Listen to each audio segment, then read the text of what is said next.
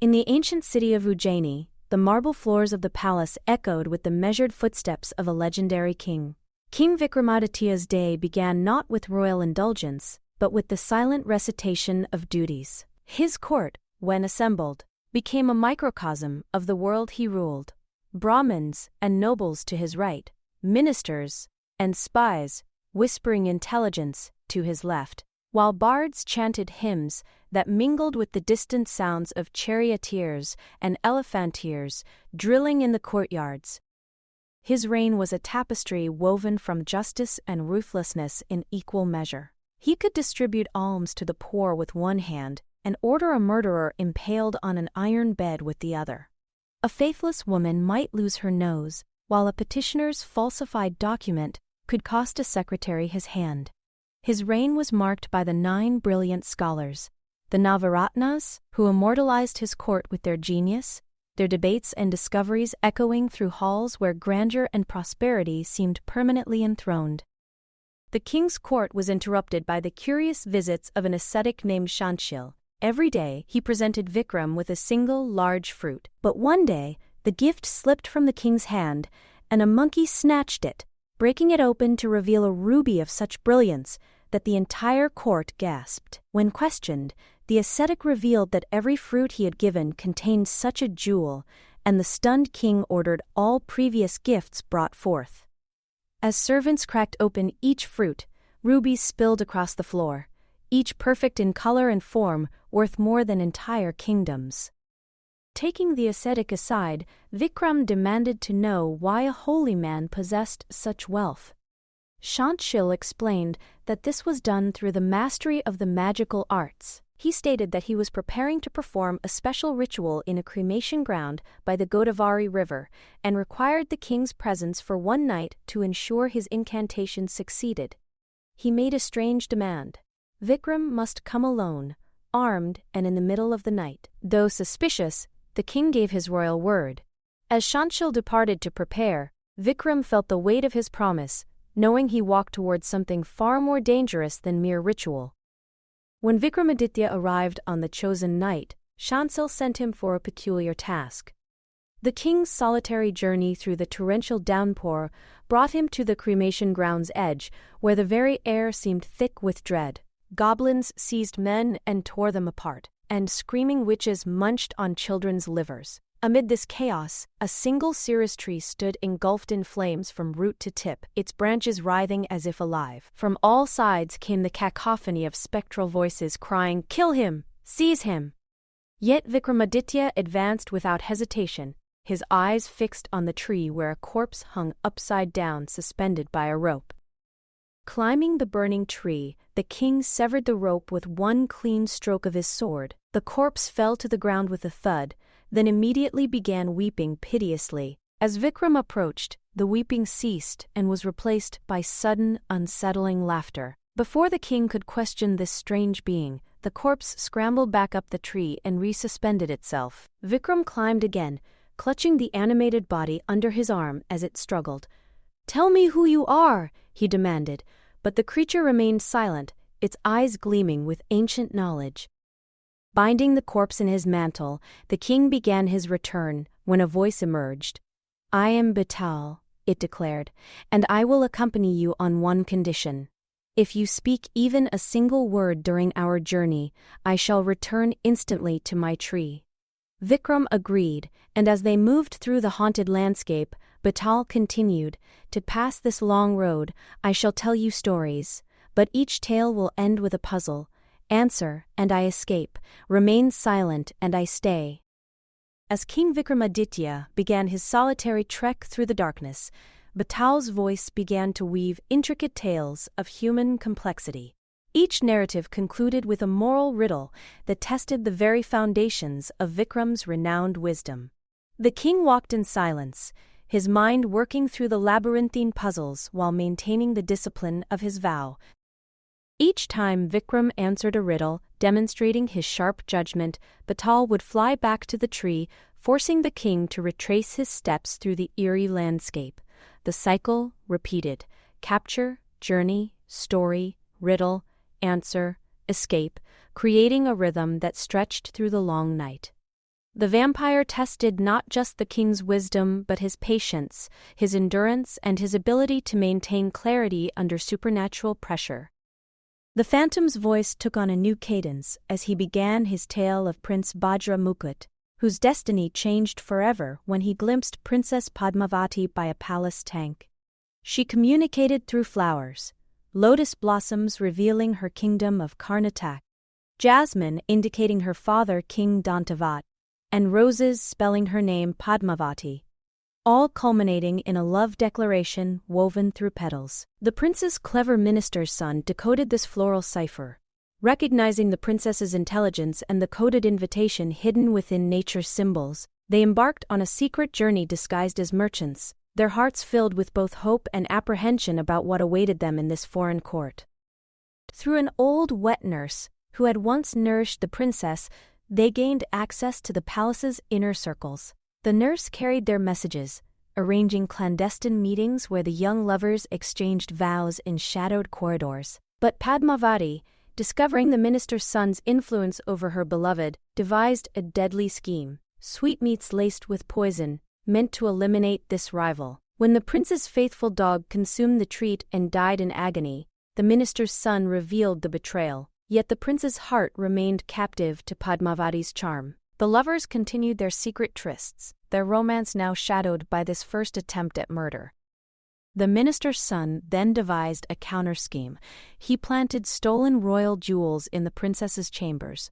When the treasures were found, King Dantavat, enraged by what appeared to be his daughter's theft, exiled Padmavati to the wilderness. The prince, ever devoted, rescued her from this banishment. Betaal concluded with his signature riddle: who bears the true guilt in this tragedy of love and deception? Vikramaditya didn't falter.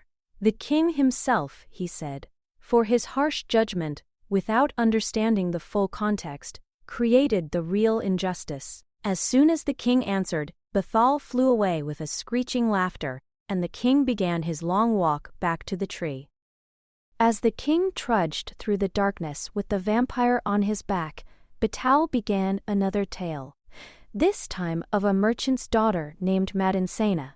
Before her arranged marriage, she had been cornered in a grove by a young merchant named Somdat, who threatened suicide unless she swore to visit him alone after her wedding. Bound by this desperate promise, she confessed everything to her new husband, who responded with chilling detachment, granting her permission to fulfill her vow. That very night, dressed in her wedding finery, she ventured into the perilous darkness alone. On the road, a thief accosted her, demanding her jewels, but when Madansena explained her strange mission and promised to surrender her ornaments upon her return, the thief experienced an unexpected change of heart. He thought to himself that there was no honor in robbing someone who had given her word, and he let her pass unharmed. She continued to where Somdat slept, awakening him with her presence. The young merchant, initially bewildered, recognized her and listened to her story of keeping her sworn promise, delivered with unsettling frankness. The reaction of Somdat was not what she expected. He declared that accepting another man's wife would be like jewels without apparel, or food without clarified butter, incomplete and dishonorable. He sent her away untouched. On her return journey, she met the thief again and recounted everything. He praised her honesty and allowed her to keep her jewels. When she returned home and told her husband the full story, he showed no affection, merely commenting that a woman's true beauty lies in her fidelity. The vampire then posed his inevitable question. Among the husband who permitted her departure, the lover who rejected her, and the thief who spared her, whose virtue was truly greatest?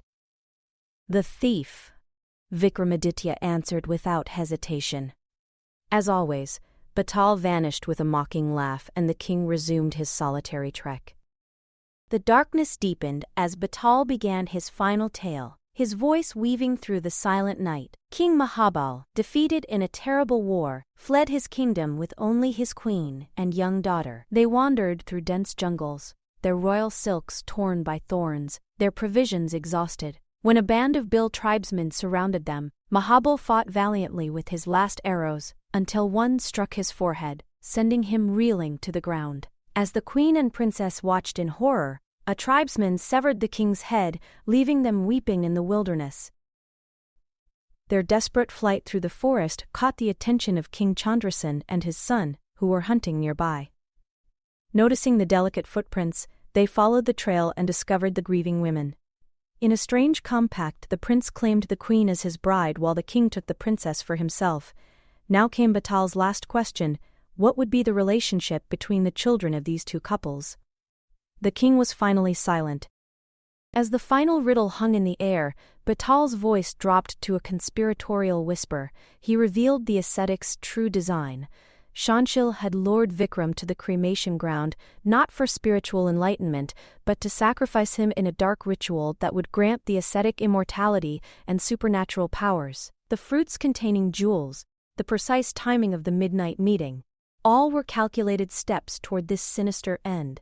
The vampire explained how the king's blood, spilled during prostration before the ritual fire, would complete the black magic ceremony. Betaal's stories had been a delaying tactic, stretching the night until the auspicious moment for sacrifice passed, saving the king from certain doom while testing his wisdom through each tale. With dawn approaching, Betaal offered crucial counsel. When Shanshil demanded the corpse and ordered Vikram to prostrate himself, the king must instead draw his sword and behead the ascetic. Vikram carried the vampire back to the burning ground, where Shanshil waited impatiently. As predicted, the ascetic commanded the king to kneel in submission before the ritual fire. The king, acting on Betaal's counsel, asked the ascetic to demonstrate. Before that treacherous prostration could be completed, the king's sword flashed, severing Shanshil's head. The dark magic dissipated like mist as the ascetic's body crumpled to the earth, his ambitions foiled by the very king he sought to sacrifice. The tale of Betaal and Vikram did not spring from a single source, but rather emerged from a deep well of oral tradition. Their earliest written form appears in the Kathasaritsagatha, the ocean of the streams of story, compiled by the Kashmiri poet Somadeva in the 11th century. This monumental work itself drew from the lost Brihatkatha, an even older collection dating back to the pre-Gupta period, which itself borrowed from older oral traditions. These stories traveled across the Indian subcontinent through wandering storytellers and performers, evolving with each retelling, absorbing local flavors, while preserving their essential moral framework. As Sanskrit gave way to vernacular languages, the tales found new life in regional adaptations. The Betaal Pachasi, as the Vikram and Betaal stories became known in Hindi, spread through translations and local performances. Jain and Buddhist monks incorporated the stories into their own moral teachings, while the frame narrative structure influenced collections like the Arabian Nights. The tales traveled beyond India's borders, through trade routes, their clever puzzles and moral dilemmas resonating across cultures.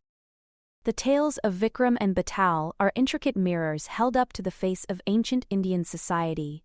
The riddles consistently force Vikram to weigh complex moral equations, the sanctity of a promise or the bonds of loyalty against the necessity of truth. The king's unwavering commitment to his royal dharma becomes the anchor in a sea of moral ambiguity, a testament to the ideal ruler as both judge and protector.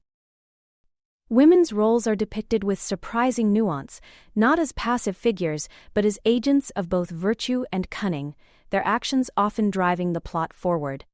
The rigid hierarchies of caste and class are repeatedly tested, with characters from all strata of society demonstrating wisdom, folly, and moral complexity. What makes these tales enduring is their unflinching examination of human nature itself. The stories acknowledge that moral clarity is often elusive, that right action may require difficult choices between competing virtues. The wisdom embedded in these ancient tales remains relevant precisely because it addresses the eternal struggle between our baser instincts and our higher aspirations.